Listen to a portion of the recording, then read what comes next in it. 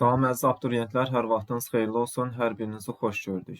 İnşallah bu videoda 25 may 2025-ci il tarixində keçirilmiş qəbul imtahanının C variantı üzrə sualları izah edəcəm. 31-ci sualdan başlayaq. Dünya okeanına çay və ya kanal vasitəsilə çıxışı mövcud olan göllər. Deməli, biz burada daxili xaric sövzələri çıxmalıyıq. Aral gölü daxili xaric sövzədir, çıxırıq. Yəni, dünya okeanına heç bir çıxışı yoxdur. Ev göldə daxili xaricdə çıxışı yoxdur. D də getdi, Y də getdi. Doğru cavab C variantıdır. Xəzərin dünya okeanına çıxışı, məsələn, deyə bilərik Volqa-Don, Volqa-Baltik, Ağdəniz-Baltik kanalları. Ontario gölü dünya okeanına çıxır Müqəddəs Lavrenti çayından. Onega və Ladoqa göllərinin isə dünya okeanına çıxışı Onega gölü Ladoqa gölündən şərqdə yerləşir. Yəni, şərqdən qərbə çıxışı saysaq, Onega gölündən Sivir çayına çıxırıq, Sivir çayından Ladoqa gölünə, Ladoqa gölündən Neva çayına, Neva çayından Fin körfəzinə, Baltik dənizinə belə çıxa bilərik.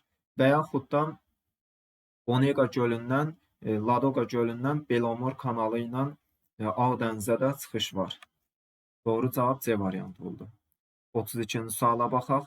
Daimi qar xətti sxemlərinə əsasən doğru fikri müəyyən edin. K dağı. Qar xətti 5500 metrdən keçir. Deməli, qar xətti 5500 metrdən keçirsə, bu yerləşir tropik iqlim qurşağında. Çünki tropik iqlim qurşağında qar xətti 5000-6000 metrdən keçir. 5500-ə tropikə düşür. El dağında isə qar xətti 300 metrdən keçir və bu aşağı bir hündürlükdür. Demək ki, bu qütb iqlim qurşağındadır. Və bəndlərə baxırıq ki, bizdən yarımkürələrdə soruşur. İndi yarımkürələr təyin eləyək. Əsas çaşdırıcı məqam budur. Diqqətlə fikir verirsiniz. Ekvator xəttini çəkirəm. Şimal-cənub. Bunlara diqqətlə fikir verin. Görürsünüz, Şimal K dağında qar xətti şimalda daha yüksəkdir. Cənubda isə aşağıdan keçir. Şimalda, şimal yamacında hündürdən keçir. Demək ki, günəş şimal yamacına daha çox düşür. Onda K dağı cənub yarımkürəsində yerləşir.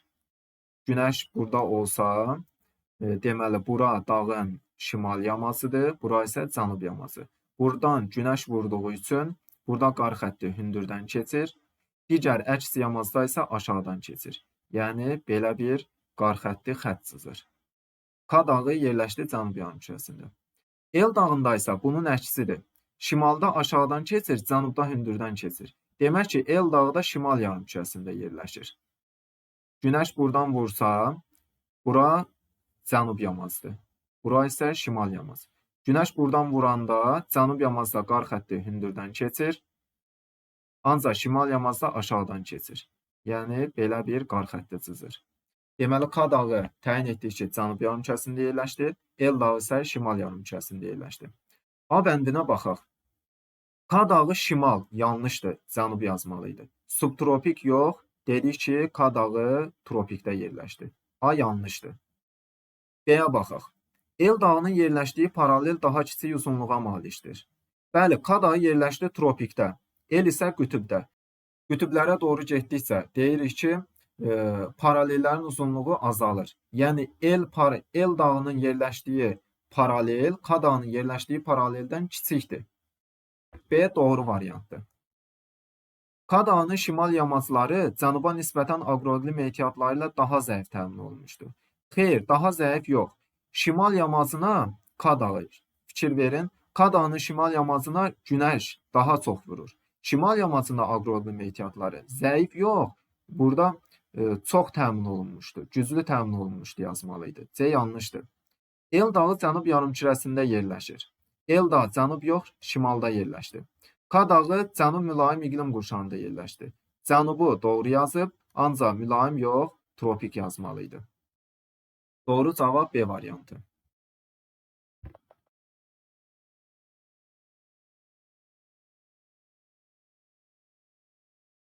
(33-cü suala baxaq. Eyler-Venn diaqramına əsasən uyğun bəndləri müəyyən edin. Afrikada yayılmışdır. Afrikada savanna var, zoodarpaqlı meşə var. Ancaq Afrikada çöl meşə çöl yoxdur. Demək ki, bu xüsusiyyət savanna və coğdarpalıya aiddir. Yəni 1-ə aiddir. Parana çayı hövzəsində yayılmışdır. Deməli, Parana çayı subekvatorial tropik, subtropik iqlim qurşaqlarından keçir. Subekvatoral iqlim qurşağında savanna təbii zonasından keçir. Tropikdə də savannadır. Subtropik iqlim qurşağında isə meşəçöl təbii zonasından keçir. Deməli, savanna və meşəçöl. Parana hövzəsində savanna və meşəçölü deyə bilər. Ancaq Parana hövzəsində coğdarpaqlı meşə yoxdur. Deməli, B bəndi də 2-yə uyğundur. C bəndində tropik hava kütlələrinin təsirinə məruz qalır. Tropik hava kütlələri yayda şimala gedir. Yəni subtropikə gedir. Və qışda isə cənuba gəlir. Yəni subekvatoriala gedir.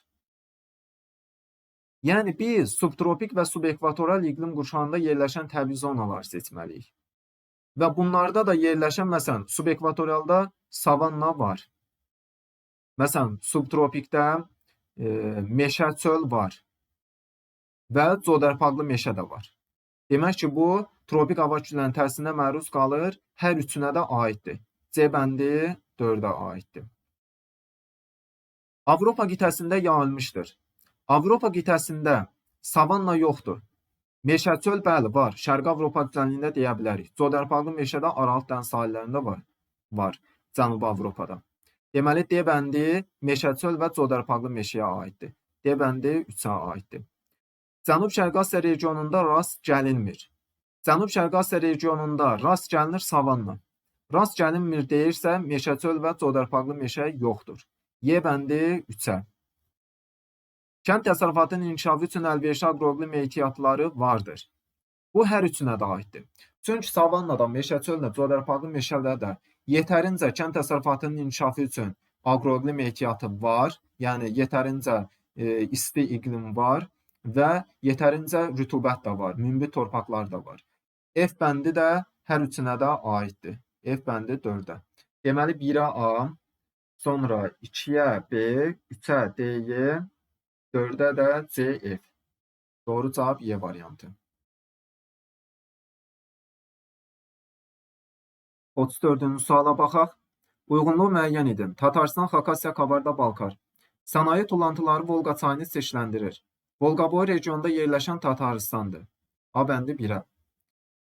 Ərazidə yenidən fəallaşmış dağlar yerləşir. Yenidən fəallaşmış dağlar hansılardır? Tianşan, Altay, Sayan. Və Altay, Sayan dağları Xakasyanın ərazisində yerləşir. B bəndi 2-yə aiddir. Şimali Qafqaz regionunda yerləşir. Şimali Qafqaz regionunda Kabarda-Balkar, Qaraçay, Çərkəz deyə bilərsiniz. C bəndi 3-ə aiddir. Dağ turizminin inkişafı üçün əlverişli təbii şəraitə malikdir. Bəli, Kabarda-Balkar, Şimali Qafqaz, yəni Qafqaz dağları zəngin turizm zonasıdır. Seysmik cəhətdən sabit ərazidə yerləşir. Seysmik cəhətdən sabit ərazi deyirsə, Tataristanı götürə bilərsiniz. Çünki Tataristan Şərqi Avropa düzənliyinə düşür, o da platforma zonasıdır. Deməli, 1-ə A-yı, 2-yə B, 3-ə C-dir. Doğru cavab səhifənin yuxarısına düşübdür, Y bəndidir. 35-ci suala baxaq. Cədvəldə verilmiş əlamətlərə görə ölkələrlə bağlı doğru fikirləri müəyyən edin. A ölkəsi, B ölkəsi. Adambaşına düşən üdumunun dəyəri $5800, B ölkəsində 45.000. Sonra əmək ehtiyatlarında iqtisadiyyatdan fəal əhalinin faizi 55%, B ölkəsində 85%. İqtisadiyyatdan fəal əhali nədir? Əmək qabiliyyətinə malik olub və hər hansı sahədə çalışan əhali. Və A ölkəsində görürsünüz, iqtisadiyyatdan fəal əhali azdır. Yəni lap çox deyil, ancaq B ölkəsində çoxdur. Demək ki, A ölkəsi inkişaf etməkdə olan ölkədir, B ölkəsi isə inkişaf etmiş ölkədir. Digər xüsusiyyətlərə baxaq. Aşağı yaş qrupunun payı 38%, yəni yuxarıdır. B ölkəsində 14% aşağıdır. Demək ki, A ölkəsində doğum yüksəkdir. B ölkəsində isə doğum aşağıdır. İqtisadiyyatın birinci sektorunda çalışanların payı 65%, B ölkəsində isə 15%-dir. Birinci sektor nə idi? Hasilat və tədarük. İkinci sektor Emal edici, 3-cü sektor xidmət, 4-cü sektor informasiya. Əhalinin çoxu hasilatda çalışırsa, demək ki, bu inkişaf etməkdə olan ölkədir. İnkişaf etmiş ölkələrdə isə xidmət və informasiya sektorunda çalışır. Demək ki, bu xüsusiyyətlərdən aydın olur ki, A ölkəsi inkişaf etməkdə olan ölkədir, B ölkəsi isə inkişaf etmiş ölkədir. Qeyd edək.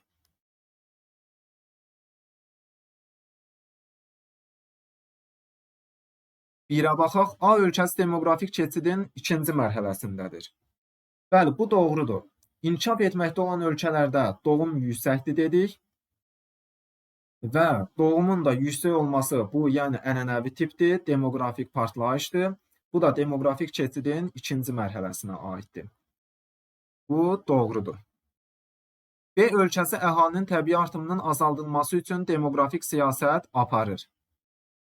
B ölkəsində dedik ki, doğum aşağıdır. Doğum aşağıdırsa, təbii artımın azaldılması üçün yox, artırılması üçün tədbir görəcək B ölkəsi. Demək ki, bu yanlış variantdır.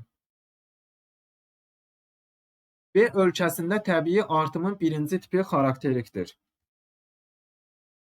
A ölkəsində dedik, inkişaf etməkdə olan ölkələrdir. İnkişaf etməkdə olan ölkələr təbii artımın ikinci tipinə aiddir. B ölkəsi isə inkişaf etmiş ölkədir. B ölkəsində isə inkişaf etmiş ölkələrdə birinci tipə aiddir. Deməli, bu doğru variantdır 3. B ölkəsində birinci tip. Doğrudur. A ölkəsində suburbanizasiya prosesi daha intensivdir. A ölkəsi inkişaf etməkdə olan ölkədir. İnkişaf etməkdə olan ölkələrdə də suburbanizasiya yox, yalansurbanizasiya yazmalıydı. Suburbanizasiya nədir? Yalansurbanizasiya nədir? Yalansurbanizasiya odur ki, inkişaf etməkdə olan ölkələrdə əhali işləmək üçün şəhərlərə gəlir və iş tapa bilmir. Onda gedir şəhər ətrafında kasıb məhəllələrdə, gecəqondularda məskunlaşır. Buna deyirlər yalansurbanizasiya. Bu inkişaf etməkdə olan ölkələrə aiddir. Yəni A ölkəsi inkişaf etməkdə olan ölkə olduğu üçün A ölkəsində yalansurbanizasiya yazmalıydı. Suburbanizasiya isə odur ki, inkişaf etmiş ölkələrdə varlı əhali şəhərdən şəhər ətrafına köçür. Məsələn, şəhərdə tıxac olur, səs-küy olur. Bu səbəblərdən dolayı varlı əhali şəhər ətrafında məskunlaşır. Buna deyirlər suburbanizasiya. Bu inkişaf etmiş ölkələrə aiddir. Deməli, 4 yanlış variantdır. B ölkəsi xidmət sahələri ilə daha yaxşı təmin olunub. Bəli, bu doğrudur. B ölkəsi dedik ki, inkişaf etmiş ölkələrdir və burada əhalinin çox hissəsi qeyd etdik ki, 3-cü və 4-cü sektorda, yəni xidmət və informasiyada çalışır. 6-ya baxaq. A ölkəsində kənd təsərrüfatı ancaq əmtəə xarakterlidir. Deməli, kənd təsərrüfatı əmtəə xarakteri var, bir də istehlak xarakterli var.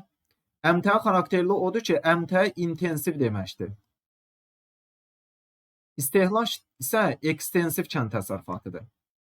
Yəni, intensivdirsə, inkişaf etmiş ölkədir. Ekstensiv isə inkişaf etməkdə olan ölkələr.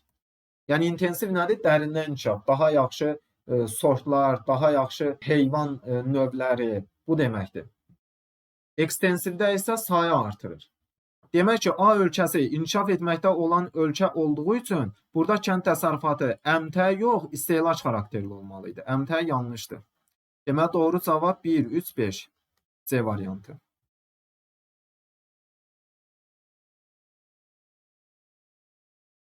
36-cı suala baxaq. Sxemə əsasən təzyiq sahəsinə aid doğru fikirləri müəyyən edin. Şəkildə ya siklondur, ya da antisiklon necə təyin edirik? Oxlara fikir verin. Görürsünüz, oxlar kənardan mərkəzə doğru istiqamətlənir. Demək ki, bu siklondur. Və təzyiqə fikir verin. Siklonda təzyiq kənardan mərkəzə doğru azalmalıdır. Mərkəzə doğru azalır. Demək ki, bu siklondur. Və mərkəzində qalxan hava var. Bəli, siklonun mərkəzində qalxan hava olur və buludlu, yağıntılı hava müşahidə olunur. Mərkəzində alçaq təzyiq sahəsi mövcuddur. Bəli, kənarında yüksək, mərkəzində alçaq. Doğrudur. Cənub yarımkürəsi üçün xarakterlikdir. Yarımkürəni təyin edək.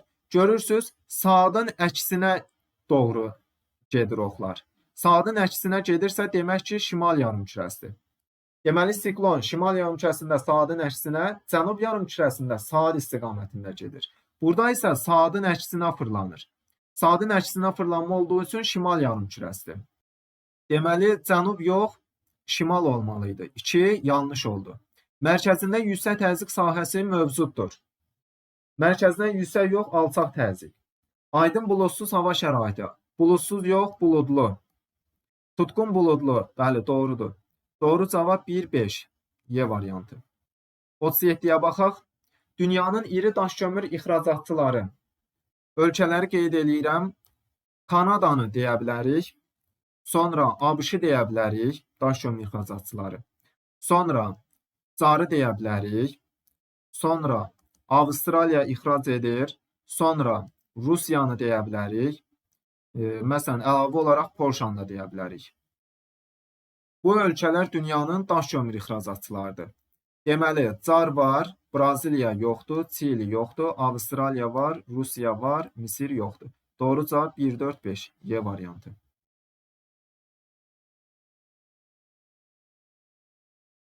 38-ci suala baxaq. Xəritə sxemdə ştrixlənmiş ölkə üçün doğru fikirləri müəyyən edin. Bu ölkə Argentinadır. Qərb hissəsində əhalinin sıxlığı daha çoxdur.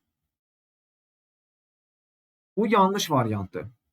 Argentinanın qərbi bu hissələr Ant dağlarına düşür və burada əhalinin sıxlığı azdır. Şərqində əhalinin sıxlığı çoxdur. Qərbində az, şərqində çoxdur. Bu yanlış fikirdir. Şəkər suğunduru pambıq cutun əsas ixracatçısıdır. Pambıq ixracatı var, Argentina ixrac edir. Ancaq şəkər suğunduru və cut ixracatı yoxdur. Yanlışdır. Məhsuldar qırmızı qara torpaqlar yayılıb. Bəli, Argentinanın ərazisində pampa yerləşir, yəni çöllər, pampa deyilir. Və bu pampada rütubətli subtropik iqlim, qırmızı qara torpaqlar yayılıb. 3 doğrudur. Subtropik iqlim qurşağının bərabər rütubətli iqlim tipi yayılmışdır. Bəli, Argentinanın qərbində subtropikin kontinental tipidir, şərqində isə bərabər rütubətli tipidir. 4 doğrudur. Demoqrafik keçidin birinci mərhələsi. Birinci mərhələ yox, demoqrafik keçidin üçüncü mərhələsidir. Yanlışdır. Çayların qidalanmasına yağış suları üstünlük təşkil edir. Bəli, məsələn, burada əsas çay Parana çayını deyə bilərik. Parana çayı da mənbəyini götürür subekvatoral iqlim qurşağından və subekvatoral iqlim qurşağından bol yağışlarla qidalanır. 6 doğrudur. Doğru cavab 3, 4, 6. A variantı. 39-a baxaq. Xəritə sxemi əsasən A məntəqəsindən başlayan istiqamətlərə uyğun gələn coğrafi obyektlərin düzgün sırasını müəyyən edin. Aya baxaq. 1. Mil düzü, hərəmi düzü. 1 ilə gələk. Bəli, mil düzü buradadır. Hərəmi düzü də burada. Deməli, A düzdür. Yəni, 1 istiqamətində geçsək, ilk öncə mil düzündən keçərik, sonra da hərəmi düzünə çatarıq. 3 istiqamətində vulkanik yayla Gəyən düzü. Vulkanik yayla burada yerləşir. 3-də vulkanik yaylanı görə bilmərik. Gəyən düzü də burada yerləşir. Yəni, heç birini görə bilmərik. B yanlışdır. 2. Şirvan düzü yan silsilə.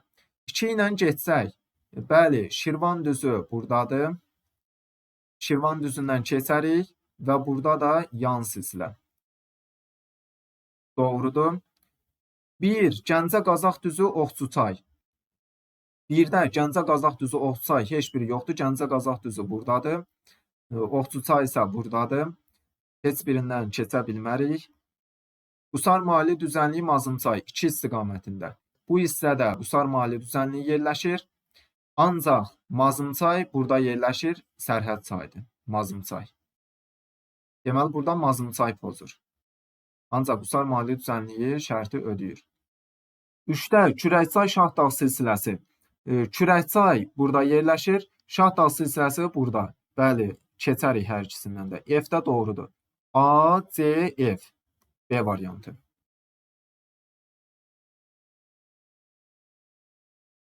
40-cı suala baxırıq. 2005-ci ildə ölkədə ümumi əhalinin sayı 8 milyon 300 min nəfər, kənd əhalisi 3 milyon 984 min nəfər olmuşdur. Həmin ildə ölkədə urbanizasiya səviyyəsini hesablayın. Urbanizasiya nədir? Şəhər əhalisinin faizi. Yəni bizdən soruşur ki, şəhər əhalisi ümumi əhalinin neçə faizi? Onu tapmalıyıq. İlk öncə şəhər əhalisini nəfərlə tapaq. Onda əhalinin ümumi sayından, yəni 8 milyon 300 min nəfərdən çıxıram kənd əhalisini, yəni 3 milyon 984 min nəfəri bərabərdir. Bu edəcəkdir 4 milyon 316 min nəfər. Bu oldu şəhər əhalisinin sayı. İndi şəhər əhalisini faizlə hesablamalıyıq. Onda tənasüb qururuq. 8 milyon 300 min nəfərə 100% əhalidir.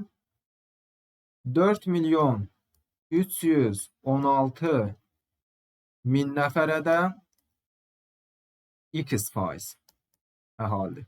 Buradan da çala-çarpaz vurub hesablayanda x bərabərdir 52% edəcəkdir.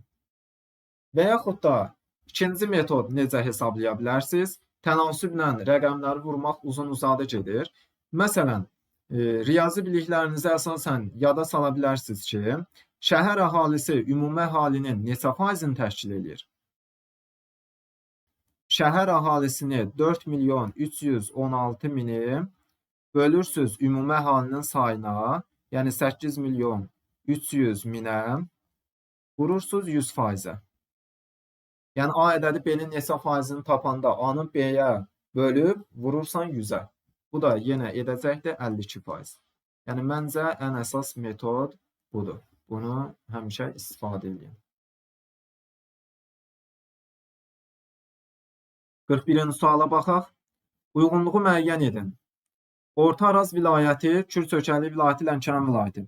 Sayımına gəlmə imkanı məhdud olsa da illik say axımı böyükdür. Bu Kür-Çökəkli vilayətidir. Çünki iqlim quraq olduğu üçün sayımına gəlmə imkanı məhduddur. Ancaq illik say axımı böyükdür. Çünki Kür və Araz kimi böyük çaylar var. Deməli, bu Kür-Çökəkliyinə aiddir. A bəndi 2-yə. Nival landşaft yaranır. Bu Orta Araz vilayətinə aiddir. Nə Kür-Çökəkliyində, nə də ki, Lənkəranda nival landşaft yoxdur. B bəndi də 1-ə aiddir. Ərazisinin böyük hissəsində mülayim isti iqlim tipi hakimidir. Bu Lənkəran vilayətinə aiddir. 3-ə C bəndi. Həm filiz, həm də qeyri-filiz ehtiyatlara malikdir. Bu Orta Araza aiddir. Kür-Çökəkli və Lənkəranda filiz yoxdur. Yalnız qeyri-filizdir. D bəndi Orta Araza aiddir. 1-ə B-dir. Ərazisində həm meşə, həm də çöl landşaftının mühafizə edildiyi qoruqlar vardır. Bu Kür-Çökəkli vilayətidir. Məsələn, Qarayazı qoruğunda Tuğay meşələri qorunur, meşə landşaftı qorunur. Eldar qoruğunda Eldaşan meşələri qorunur. Və Qarayazı Eldar qoruğunda yarımsəhra quruçöl landşaftı da qorunur. Deməli, Y bəndi Kür-Çökəkli vilayətinə aiddir. 2-yə Y bəndi. 1-ə B-dir, 2-yə A-Y, 3-ə C. Doğru cavab B variantı. 42-ci suala baxaq. Uyğunluğu müəyyən edin. Qışı quraq keçən mülayim isti iqlim, bütün fəsillərdə bol yağıntılı soyuq iqlim, yayı quraq keçən soyuq iqlim. Deməli, Böyük Qafqazın cənub yamaclarının dağətəyi və alçaq dağlıq sahələri bu yağıntıları bərabər paylanan mülayim isti iqlimdir. Yağıntıları bərabər paylanan mülayim isti iqlim. Görürük ki, heç bir bənddə yoxdur. A heç birinə də aid deyil. Naxçıvanın orta dağlıq sahələri. Naxçıvanın orta dağlığında yayı quraq keçən soyuq iqlimdir. Yayı quraq keçən soyuq iqlim. Deməli, B bəndi 3-ə uyğundur. Yazaq, B bəndi 3-ə. Sonra, Böyük Qafqazın şimal-şərq yamaclarının dağətəyi və alçaq dağlıq sahələri. Bu da yağıntıları bərabər paylanan mülayim isti iqlimdir. C bəndi uyğun gəldi heç birinə. Kiçik Qafqazın dağətəyi və alçaq dağlıq hissələri. Kiçik Qafqazın dağətəyi alçaq dağlığı qışı quraq keçən mülayim isti iqlimdir. Bu da uyğundur 1-ə. Böyük Qafqazın cənub yamaclarının orta və yüksək dağlıq sahələri. Bu da bütün fəsillərdə bol yağıntılı soyuq iqlimdir. Bütün fəsillərdə bol yağıntılı soyuq iqlim. 2-yə. Y bəndə 2. Deməli, 1-ə D, 2-yə Y, 3-ə B. A bəndi.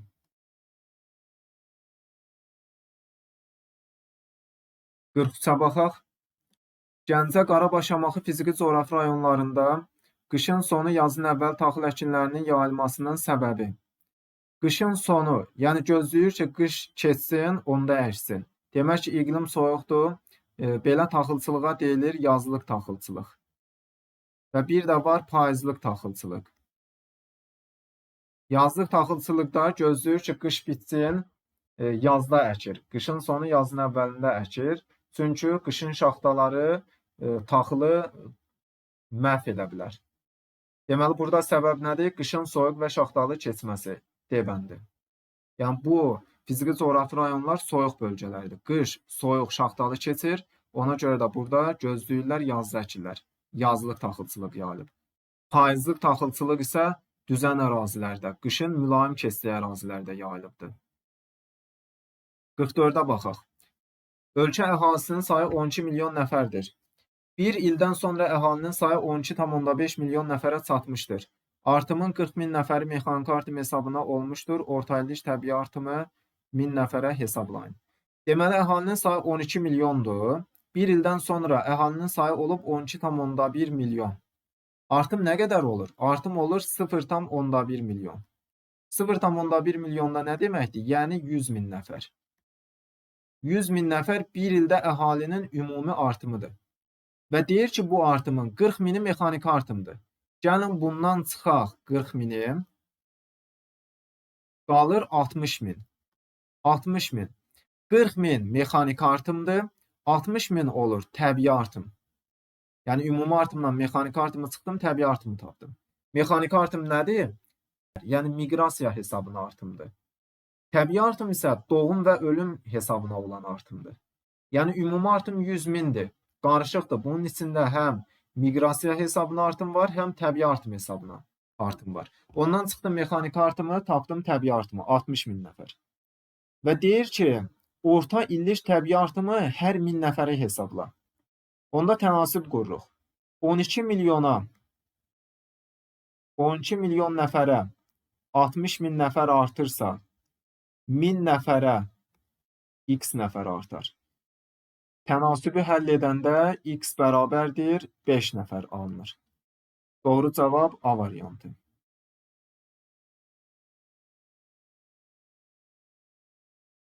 -45-ə baxaq. Çayın mənbəyində havanın temperaturu 1,8 Selsi, mənsəbində 24,3 Selsidir. Çayın uzunluğu 250 km olub, dərəsində əsasən bərk çuxurlar yayılmışdır. Bu çaya aid xüsusiyyətləri müəyyən edin. Gəlin təyin edək görün, bu dağ çaydır yoxsa düzənlik çaydır. Bu olsun çayın mənbəyi. Mənbə. Bu da olsun çayın mənsəbi.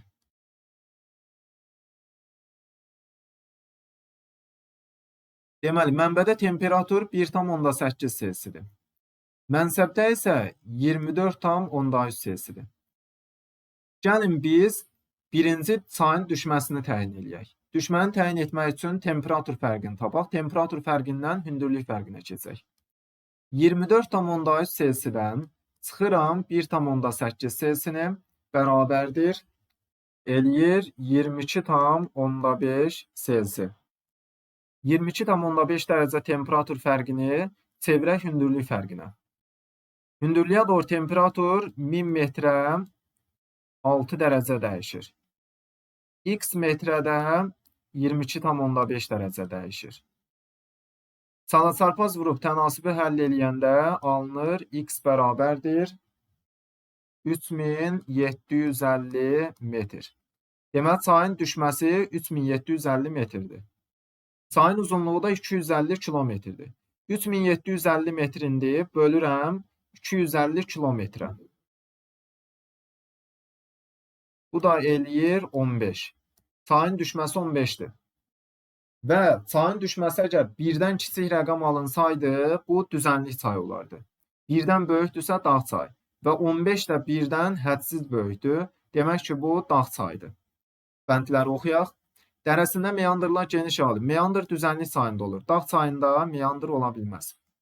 Hidroloji imkanlara malikdir. Bəli, dağ çayı zəngin hidroenerji ehtiyatlarına malikdir. Nəqliyyat imkanları genişdir. Xeyr, yüksək hündürlükdən axıb gəlir, meyillik çoxdur, nəqliyyat imkanı genişdir, yox, nəqliyyat imkanı zəifdir. Mənbəyi Böyük Su Arıcı silsiləsində yerləşir. Böyük Su Arıcı silsiləsində mənbə yerləşə bilməz, çünki Böyük Su Arıcı dağlarının hündürlüyü 2228 metrdir və Bu çayın da düşməsi 3750 metrdir. Yəni 2228 3750-dən çayın düşməsindən kiçikdir. Ona görə də Böyük Su Arzi dağlarında yerləşə bilməz mənbə. Dağıdıcı fəaliyyəti üstündür. Bəli, bu dağ çayıdır. Dağ çayında dağıdıcı fəaliyyəti üstün olur. Yəni kanyonvari dərələr əmələ gətirir, bu şəkilli dərələr əmələ gətirir. Elə 6 da doğrudur. Doğru cavab 2, 5, 6. C variantı. Və burada bir şeyə də fikir verirsiniz ki, Bərk Çuxurda bu şəkilli dərə yaranır. Ona da fikir verin. Bərk Çuxurda bu şəkilli dərə.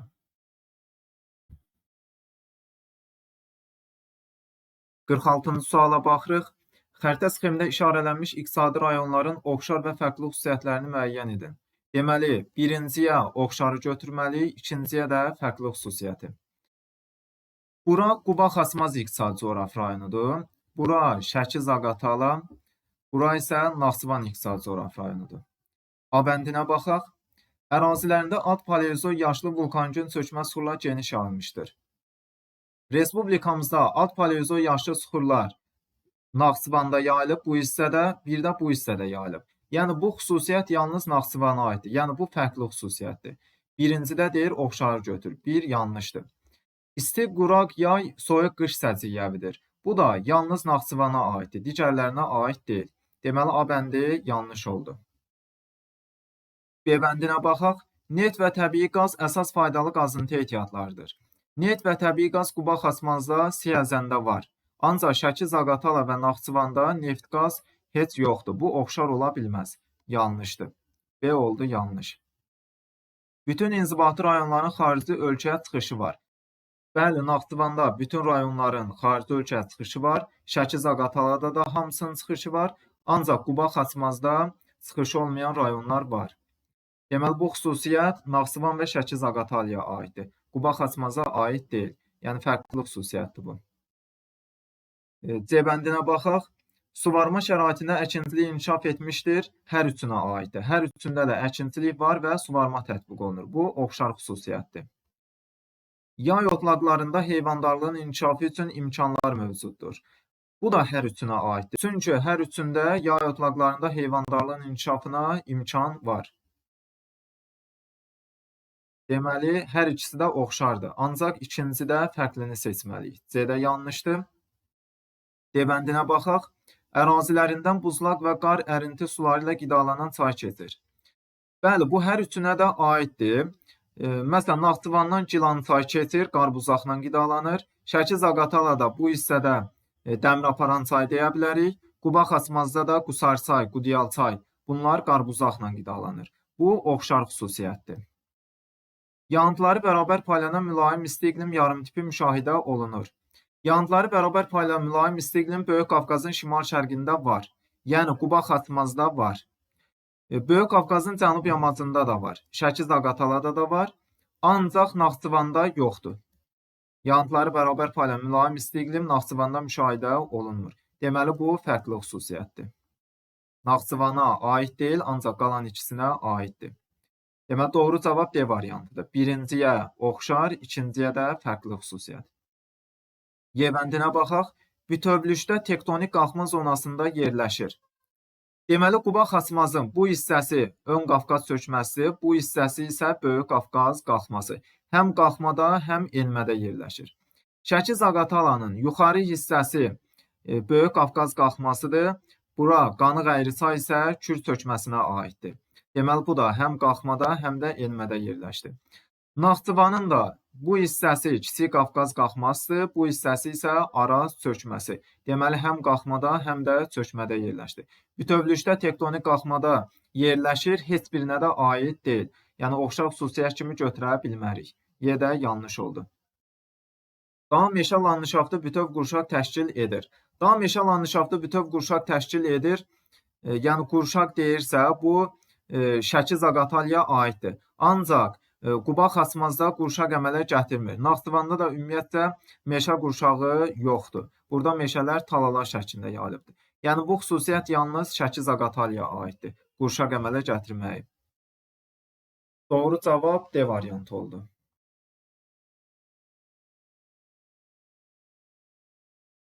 47-ci suala baxaq. Xəritə sxemində rəqəmlərlə verilən ölkələrə aid olan xüsusiyyətləri müəyyən edin.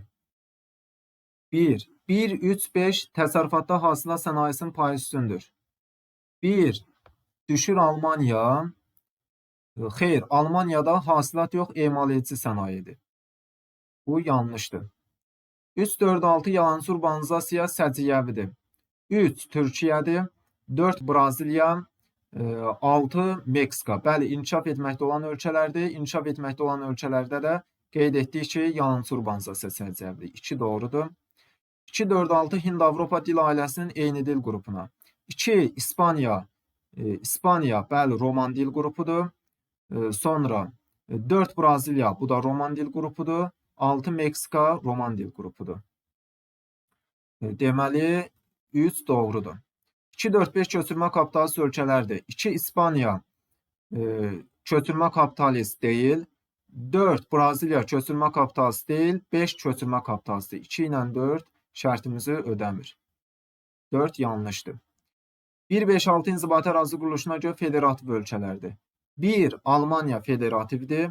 5 Avstraliya federativdir. 6 Meksika federativdir. Doğrudur. 1, 3, 5 xarici iqtisadi əlaqələrində boru kəməri nəqliyyatının payı üstündür. 5-də yanlışdır. Avstraliya qonşusu, yəni quru ilə qonşu ölkəsi yoxdur ki, boru kəməri çəksin. Yəni burada 5 pozur. Doğru cavab 2, 3, 5. B variantı.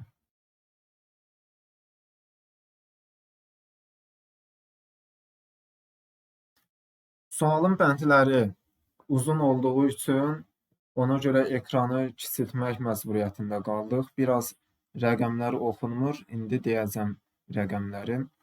AB xətti üzrə relyef profilini müəyyən edin. İlk öncə A-nın B-nin gəlin hündürlüklərini təyin eləyək. Bu gördüyünüz rəqəm 140-dır. Bura isə 150. Kəsmə yüksəkliyini təyin edirəm. 150-dən çıxıram 140-ın 10 metr. Araları sayıram. 1 ara, 2 ara, 3 ara, 4 ara.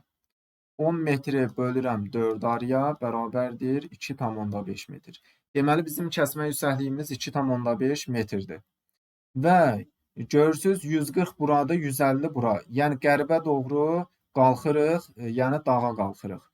150 A-nı tapıram, A-nın, yəni sağındakı horizontalı tapıram. 1 ara, 2 ara, 3 ara, 4 ara.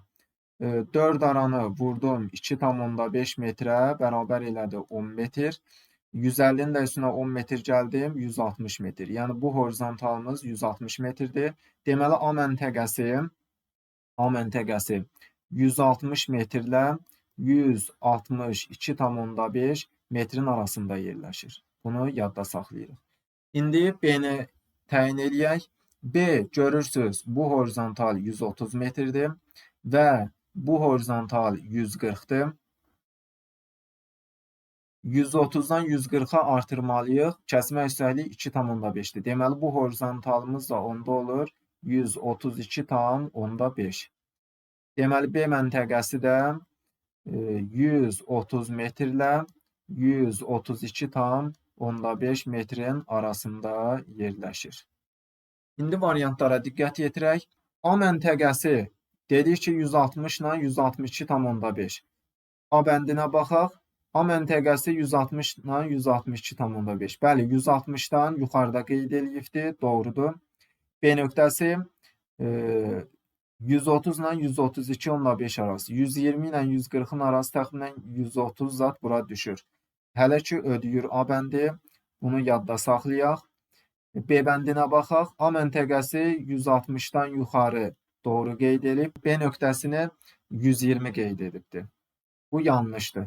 Bu artıq pozdu. B getdi.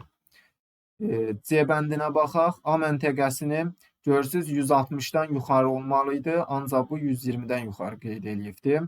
Bu yanlışdır. D bəndinə baxaq. A məntəqəsi dedik ki 160 ilə 162,5-in arası. Görürsünüz 160-dan biraz yuxarıda qeyd eləməliydi. Çox yuxarı qalxıbdır. Ödəmir. Və B-yə də diqqət yetirsək, deməli B dedik ki 130 ilə 132,5-in arası. 130 təxminən ortalara düşür. Yəni görürsünüz artıq bu 140-a yaxınlaşır. Bu hardasa burada B məntəqəsi 138 zatdır təxminən. Yəni D bəndi də ödəmir. Y bəndinə baxaq. Y bəndində 160-dan biraz yuxarıda qeyd edilib, doğrudur. B bəndində 130 təxminən buralara düşür. 132 də biraz yuxarı təxminən ödəyir. Y bəndində təxminən ödəyir. A ilə Y-nin arasında qaldıq. İndi gəlin profilə fikir verək. Deməli, profil fikir verirsiniz, burada əyricayı qeyd edilibdir. Və bizdə deyir ki, AB xətti üzrə A-dan 160, görürsüz, 150 horizontalı, 140 dağdır bu. Dağı aşağıya doğru enirik, çatırıq çaya, əyricay. Sonra çaydan qalxırıq yuxarı. Artıq 130 horizontalı, 132.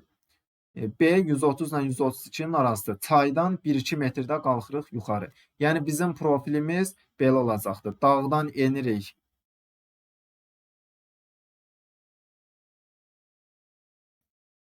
Üzürlü sayı yazılanlar silindi. Dedik ki, A ilə Y-nin arasında qaldıq. Deməli, A-dan B-yə doğru gedəndə bura qeyd etmişdik ki, 160 horizontaldır. Görürsünüz, 150, 140 enirik aşağı, yəni dağın yamacı boyu enirik aşağı və burada çay var, əyri çay. Çayda bir əyilmə baş verəcəkdir. Sonra çaydan da qalxırıq yuxarı, 1-2 metrdə yuxarı qalxırıq. Yəni bizim relyef profilimiz belə olacaqdır. Dağdan enirik aşağı, sonra burada çay var, biraz enirik yenə aşağı, sonra qalxırıq yuxarı. Yəni bu da Y bəndi ödəməyəcəkdir. Çünki Y bəndində görürsünüz 2 əyilmə var. Bizdə əyilmə 1 dənə olmalıdır. Sayımız 1-dir. 1 saydan keçirik. Ona görə Y bəndi də ödəmir. Doğru cavab A variantı.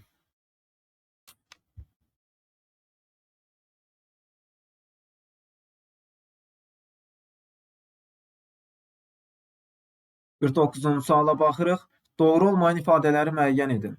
Ön Qafqaz tektonik çökməsi və Böyük Qafqaz tektonik qalxması eyni təbii vilayətin daxilindədir. Bu doğru variantdır. Çünki Ön Qafqaz çökməsi də, Böyük Qafqaz qalxması da hər ikisi də Böyük Qafqaz təbii vilayətinə daxildir. Kiçik Qafqaz tektonik qalxmasına aid olan bütün dağlıq ərazilərdə filiz faydalı qazıntılar geniş yayılmışdır. Bu yanlış variantdır. Çünki Kiçik Qafqaz tektonik qalxmasında, məsələn, Talış dağlarında filiz yoxdur. Yəni Talış dağları pozur. Ona görə yanlış variantdır. Orta Araz əyilməsi zonasında qara metal xammalı hasil edilir. Səhvdir. Orta Arazda qara metal yoxdur. Yalnız burada əlvan metaldır. Naxçıvanda. Bu da yanlışdır.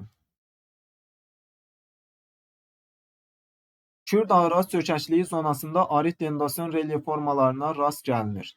Doğrudur. Böyük Qafqaz tektonik qalxma zonasında sürüşmə prosesləri aktiv şəkildə özünü göstərir. Bəli, Böyük Qafqazda çökmə suxurları yayıldığı üçün burada sürüşmə aktivdir. Doğrudur. Doğru olmayan variant deyirsəm 2-dir, sonra 3-dür, 2-3 Y variantı. 50-ci suala baxırıq. Doğru sıraları müəyyən edin. Qoruq və ya Milli Park. Göygöl qoruğu Göygöl İnzibati rayonunda doğrudur. Gəncə fiziki coğrafi rayonunda doğrudur. Qarmaqvari Şam qorunur, doğrudur. 1 doğrudur. Türyançay qoruğu Ağdaşda doğrudur. Ceyrançol Acınohur doğrudur. Ardı Saqqız ağacı qorunur, doğrudur. Qızılağac qoruğu İmişlidə. Qızılağac qoruğu xeyr, İmişli yox, Lənkərandadır. Kür-Araz fiziki coğrafi rayonunda yerləşir. Bu doğrudur. Su quşları qorunur, doğrudur. Yəni rayon pozur. Ona görə yanlışdır. Şirvan qoruğu yerləşir Şamaxıda. Xeyr, Şamaxıda yox. Şirvan qoruğu Salyanda yerləşir və Neftçalada yerləşir. Küdrü Şirvan yox, yazmalıydı Kür-Araz fiziki coğrafi rayonu. Ceyran qorunur, doğrudur. Bu da yanlış variant oldu. Qaragöl qoruğu Zəngilanda yox, Laçında yerləşir. Vulkanik Yayla fiziki coğrafi rayonunda bu doğrudur. Göl kompleksi qorunur, doğrudur. Deməli, rayon pozdur. Ağgöl qoruğu Ağcabədi və Beyləqanda yerləşir, doğrudur. Kür-Araz fiziki coğrafi rayonunda yerləşir, doğrudur. Su quşları qorunur, doğrudur. Doğru cavab 1, 2, 6 D variantı. 51-ə baxaq. Horizontallara əsasən dağın dik yamasını və kəsmə yüksəkliyi müəyyən edin.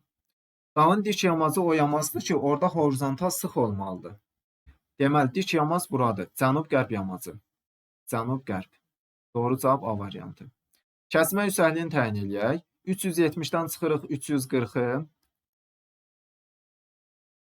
bərabərdir 30 metr.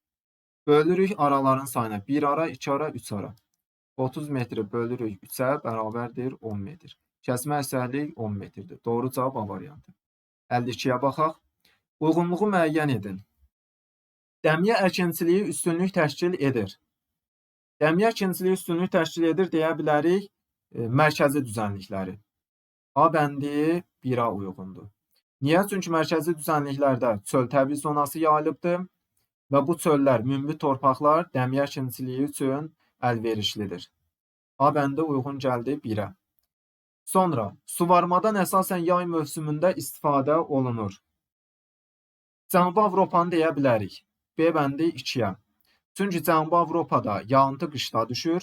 Subtropikin araq dənsi tipidir. Yağıntı qışda düşür. Yayda suvarma tətbiq olunur.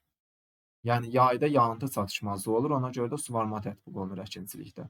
B bəndi 2-yə uyğun oldu. Sonra, təbii şəraiti əkinçilik üçün əlverişsizdir. Bu, Çukot yarımadasını deyə bilərik, C bəndini. Sonra, Alyaska yarımadasını deyə bilərik, Y bəndini. Çukot, Alyaska yarımadaları qütbətrafı zonalar olduğu üçün iqlim kəskin, şaxtalıdır. Şərqi Asiya heç birinə aid deyil. Çünki, məsələn, dəmiyə əkinçiliyi üstünlük təşkil edir, Şərqi Asiyada suvarmadır. Suvarmadan əsasən yay mövsümündə istifadə olunur. Şərqi Asiyada yayda mussonlar bol yağıntı gətirir. Qışda tətbiq olunur suvarma. Təbii şəraiti əkinçilik üçün əlverişsizdir. Xeyr, zəngin əkinçilik regionlardır Şərqi Asiya. Ona görə Şərqi Asiya heç birinə aid deyil. 1-ə A, 2-yə B, 3-ə C. Doğru cavab B variantı.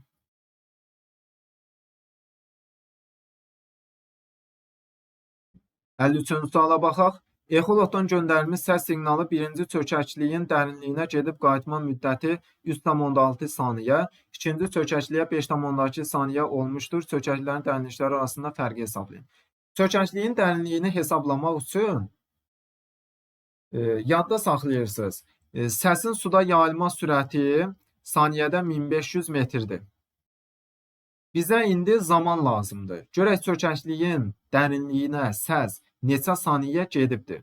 Deyir ki, gedib qayıtma müddəti 3,6 saniyədir. Birinci çökəklikdən söhbət gedir. Onda mən 3,6 saniyə gedib qayıdıbdırsa, bölürəm 2-yə, gedişi tapıram. Görüm neçə saniyə gedibdir. 1,8 saniyə gedibdir. 1,8 saniyəni vururam 1500 metrə, çökəkliyin dərinliyini hesablayıram. Eləyir 2700 metr. Sonra ikinci çökəklikdə deyir ki, 5,2 saniyə gedib gəlir. İndi 5,2 saniyəni bölürəm 2-yə, bərabərdir 2,16 saniyə.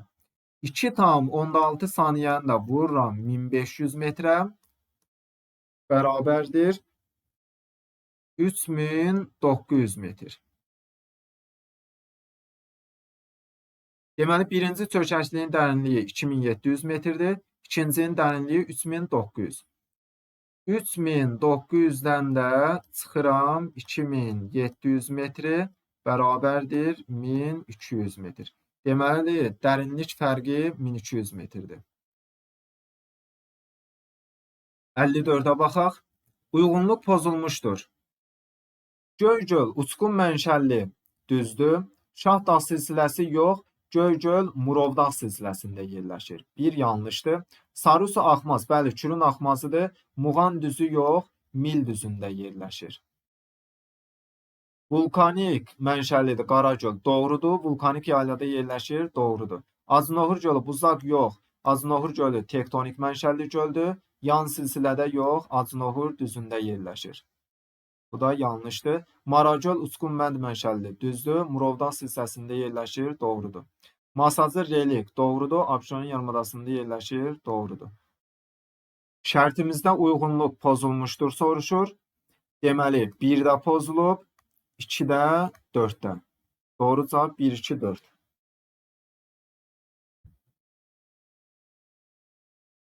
(55-ə baxaq. Doğru ifadələri müəyyən edin. İslandiya və Yapon adaları litosfer havaların divergen sərhədində yerləşir. Bəli, İslandiya doğrudur. Divergentdə yerləşir, amma Yapon adaları yanlışdır. Yapon adaları konvergentdə yerləşir. Bir yanlışdır. Filippin sahillərini yalnız bir okean yuyur. Bəli, Filippin yalnız Sakit Okean sahilində yerləşir. Doğrudur. Kalahari'də qum duyunları geniş yayılmışdır. Bəli, Kalahari dünyada ən nəhəng qum toplanmış ərazidir. Burada zəncirvarı duyunlar üstünlük təşkil edir. Doğrudur. Alp dağlarını Greenwich meridianı kəsdiyi üçün 3 yarımkürədə yerləşir. Xeyr, Alp dağlarını Greenwich kəsmir. Burada sizi çaşdıra bilər. Greenwich'in kəsdiyi Atlas dağlarıdır. Alp yox. Bu yanlışdır. Atlas dağları Alp-Himalay qırışıqlıq zonasında yerləşir. Bəli, Atlas dağları Alp-Himalay qırışıqlığının ən qərb hissəsidir. Makdonel və Homersi dağları qırışıq faylı dağlar hesab edilir. Səhvdir. Qırışıq faylı dağlar Tian Shan, Altay, Sayan dağlardır. Deməli, doğru ifadələr 2, 3, 5.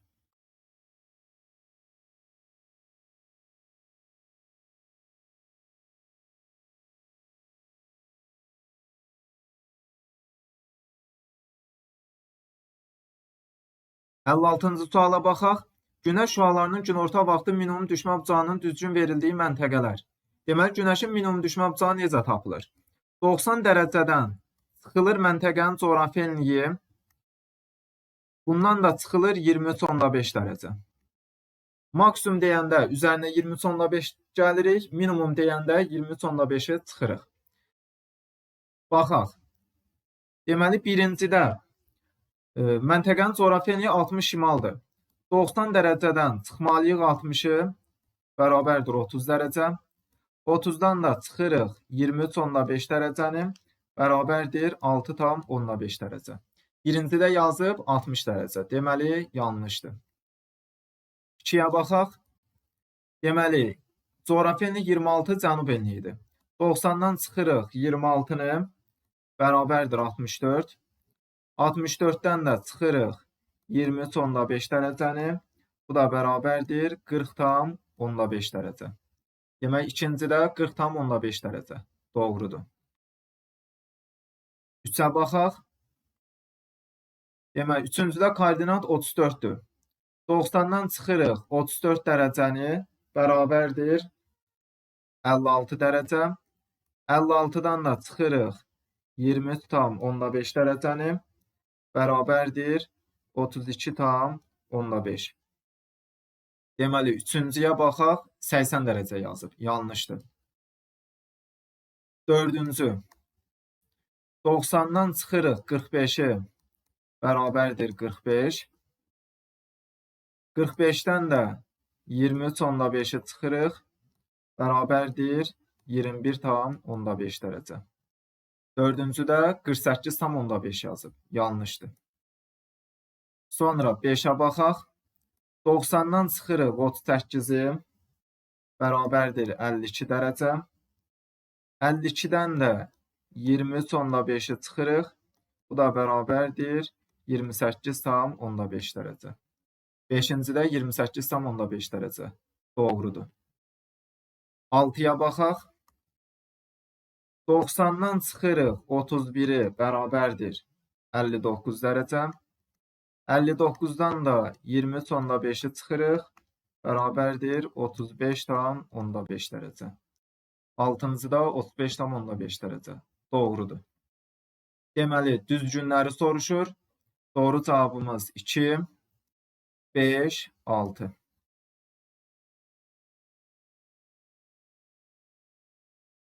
Əlli-yeddinci suala baxaq. Uyğunluğu müəyyən edin. Dağları verib və dağımələ gəlmə mərhələlərini soruşur. Sxote Alin dağları Mezdoy qırışıqlığında, yəni Kimmeri qırışıqlığında yaranıbdır.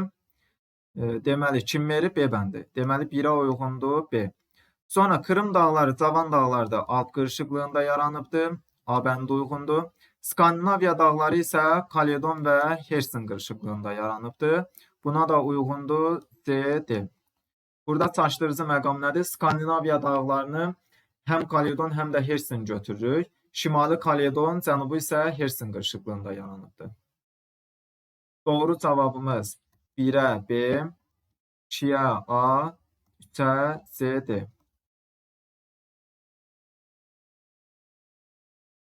İndi isə situasiya suallarına baxaq. Deyir ki, ovalıqda yerləşən A məntəqəsində günorta vaxtı günəş şüalarının düşmə bucağı 6,5 dərəcədir. Həmin gün 40 cənub enliyində günorta vaxtı günəş şüalarının düşmə bucağı 73,5 dərəcə olur. A məntəqəsinin yerli vaxtı Bakı şəhərinin yerli vaxtından 80 dəqiqə irəlidir. Gəlin ilk öncə məntəqənin coğrafi enliyini və coğrafi uzunluğunu təyin edək.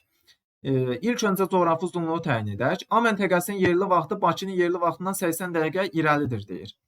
Deməli, 80 dəqiqəni çevirək dərəcəyə, bölürük 4-ə, bərabərdir 20 dərəcə. Bakı 50 şərqdədir və irəli deyirsə, demək ki, Bakıdan şərqdə yerləşir. Yəni, Bakıdan 20 dərəcə şərqə getməliyik. Niyə? Çünki meridianların yerli vaxtı şərqə doğru artır. İrəli deyir, ona görə şərqə doğru gedirik. 50-nin üzərinə 20 gəlirik, 70 dərəcə şərq uzunluğu. Deməli, məntəqəmizin coğrafi uzunluğu 70 dərəcə şərq uzunluğudur. İndi gəlin coğrafi enliyi təyin edək. Coğrafi enliyi təyin eləmək üçün deməli deyir ki, günorta vaxtı günəş şüalarının düşmə bucağı 6,5 dərəcədir. Buradan coğrafi enliyi təyin etmək üçün bizə zenitin enliyi lazımdır. Zeniti də buradan tapırıq.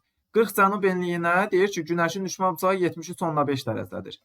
Yəni, günəş hansı enlikdə zenitdə olanda 40 cənuba günəş 73,5 dərəcə bucaqla düşər. Yəni, buradan zeniti tapaq. Deməli, 90-dan çıxırıq 40-ı, plus minus zenit bərabərdir 73,5 dərəcə.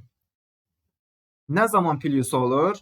Məntəqənin yerləşdiyi coğrafi enliklə, bu enliklə 40 cənub, zenitin enliyi eyni yarımkürədə olanda plus olur. Yox, məntəqənin yerləşdiyi coğrafi enliklə zenitin enliyi müxtəlif yarımkürədə olanda minus olur. İndi 90-dan çıxdıq 40-ın 50. 50 plus minus zenit bərabərdir 73,5 dərəcə. Buradan da zenit bərabərdir 23,5 dərəcə. Çünki 50-nin üzərinə 20,5 gələndə 73,5 eləyir. Yəni, plus şərti ödəndi. Dedik ki, nə zaman plusdur? Eyni yarımkürədə yerləşəndə. Deməli, məntəqəmiz cənubdur. Demək ki, zenit də cənubdur. Deməli, zenitin enliyi 20,5 dərəcə cənub enliyidir. İndi deyir ki, günorta vaxtı günəşin düşmə bucağı 6,5 dərəcədir. Artıq zeniti bilirik, gəlin coğrafi enliyi təyin edək. Yəni, günəş 23,5 cənub enliyində olanda hansı coğrafi enliyə günəşin düşmə bucağı 6,5 dərəcə olar? Həmin enliyi tapaq. Həmin enliyi gəlin x ilə işarə eləyək. 90-dan çıxıram x-i plus minus zenit. Yəni, 23,5 dərəcə bərabərdir 6,5 dərəcə. Dedik ki, nə zaman toplayırıq? Eyni yarımkürədə yerləşəndə. Nə zaman çıxırdıq? Müxtəlif yarımkürədə yerləşəndə. Deməli, hər iki halda götürüb yazaq. 90 çıx x, bir dəfə plus halını götürürəm. 23,5 bərabərdir 6,5. 90 minus x bərabərdir 6,5-dən 23,5-i çıxanda mənfi 17 eləyir. X də bərabərdir 107 dərəcə. Deməli, bu hal ödəmir, çünki günəşin düşmə bucağı 90 dərəcədən böyük ola bilməz. Deməli, plus şərti ödəmədi. İndi minus şərtinə baxaq. 90-dan çıxıram x-i minus 23,5 bərabərdir 6,5 dərəcə. 90 minus x bərabərdir 30 dərəcə, x də bərabərdir 60 dərəcə. Deməli, minus şərti ödəndi. Dedik ki, nə zaman minus olur? Müxtəlif yarımkürədə yerləşəndə. Zenitimiz cənub idi. Demək ki, onda müxtəlif yarımkürə. Onda məntəqənin coğrafi enliyini şimal götürməliyik. Deməli, məntəqəmiz 60 dərəcə şimal enliyində yerləşir. 60 dərəcə şimal enliyi, 70 dərəcə şərq uzunluğu. Bu məntəqəmizin coğrafi koordinatlarıdır. Bunları yadda saxlayırıq. İndi ekranı silim, digər xüsusiyyətləri təhlil edək.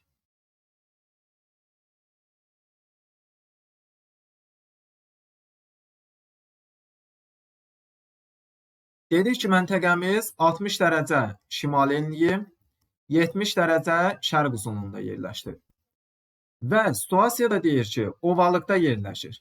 Bu hansı ovalığa düşür? 60 şimal, 70 şərq təxminən Ural dağlarının tən ortasından keçir 60 şimal. 70 şərqdə Ural dağlarının şərqinə düşür. Uralın şərqində də yerləşir Qərbi Sibir ovalığı. Yəni bu koordinatlar Qərbi Sibir ovalığına düşür. Ölkə də desə Rusiyanın ərazisinə düşür. Yəni söhbət ölkədən də gedir situasiyada. Rusiyanın ərazisi Qərbi Sibir ovalı. Digər xüsusiyyətlərə baxaq. Məntəqənin aid olduğu ölkədə həm platforma, həm də geosinkronal ərazilər vardır. Bəli, Rusiyanın ərazisində məsələn platformalar deyə bilərik. Şərqi Avropa platforması, Qərbi Sibir platforması. Bu platformaları deyə bilərik. Sonra geosinkronala misal göstərə bilərik. Məsələn, Rusiyanın cənubunda yerləşən Qafqaz dağları Alp qırışıqlığına aiddir, cavan ərazidir. Sonra Rusiyanın şərqi Sakit Okean odlu qövsünə daxildir. Yəni bu zonalar geosinkronal ərazilərdir. Sonra deyir ki, bu ölkədə bolsulu çaylar, ölkəmiz Rusiya oldu. Rusiyanın da bolsulu çaylarına məsələn Obu deyə bilərik. Sonra Yenisey deyə bilərik. Bolsulu çaylar və şirinsulu göllər. Şirinsulu göllərinə də məsələn Ladoqa gölünü deyə bilərik.